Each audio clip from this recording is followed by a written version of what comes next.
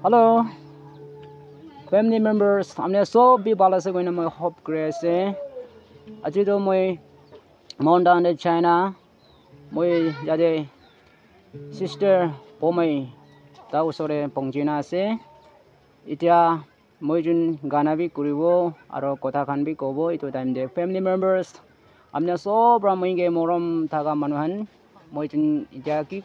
kotha kobo hine kui ja time de amne han ending tak farm sabide kuina itu first itu san idea se. Ya moi tage bi ekta kotha hoti sabo aro tai paiban khan poribo itu time de amne han farm ba hunibde. Acha sister amni do ki karni amni berao na parena na amni ki hoina aro jonam time de na aro amni do chokam bana ki hoina amni berao na parala kui ase itu ek par kui tina viewers khange Moi do baca time bai na tangor se moi nai paise moi tangor time de itu ba moi berole na paro upore arubi itu khao ola to hoile moi pani lole chai thaka time de moi girina enaka pia hole suro naina ajigali bisi na pia hoy jaise berole na paro se naina. Acha thank you sister aro family members kan ijatai paiben bi poriole ase aro am tai ko la kotha kan amni sob hodina ase ijatai paiben poribo inaga paiben pora time de paiben pora sasan moi chun gana ekta gana gabo itu agide moi amni khan ke kui tiole mon jala to Acts chapter 20 verse 35 the one is na dia manu pore lo manu pore do dia manu ke blessing pabo ina koina likhina ase itu nisna amni khan moi ke kiman manu bra subscriber kurina ase amni han so bra taila channel bi phome konyak inega pabo itu time de amni han bi taila channel bi sabide aro tai ke paratak amni han subscribe kuri dibe like aro share kuri dibe comments kuri dibe de koina itu bin channel ti ase itia do tai ekta paiben poribo Ephesians chapter 5 verses 16 itu poribo tai ke time dia se Hibak amai a say saksin ya hangjing ne ni hai hibak amengonang. Acha itu paiben la meaning to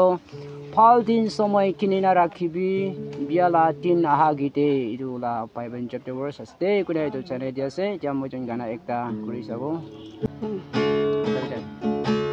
Long hai bi tui so cha ne meng si fa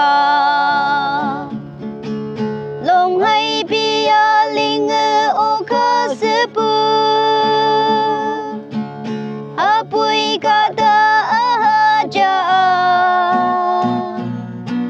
Chu tay con chong phải ling ốc la Nang ala na ling yi lang ne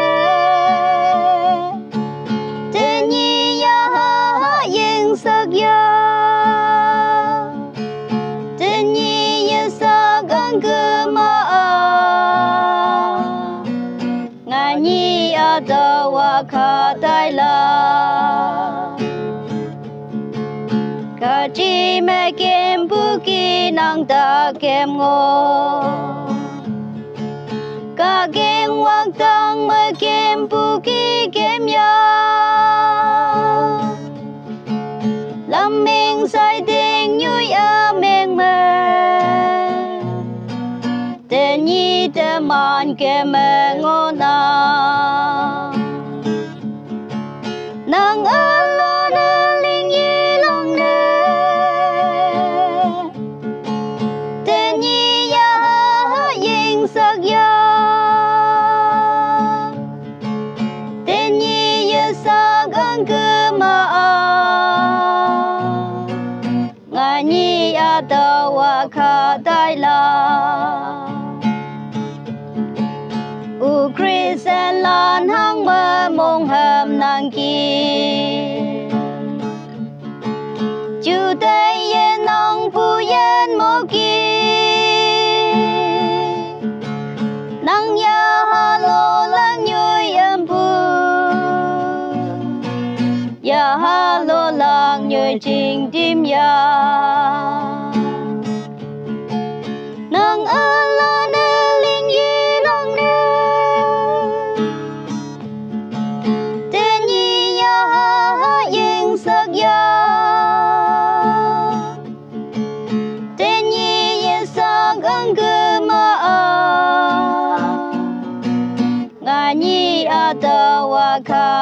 la.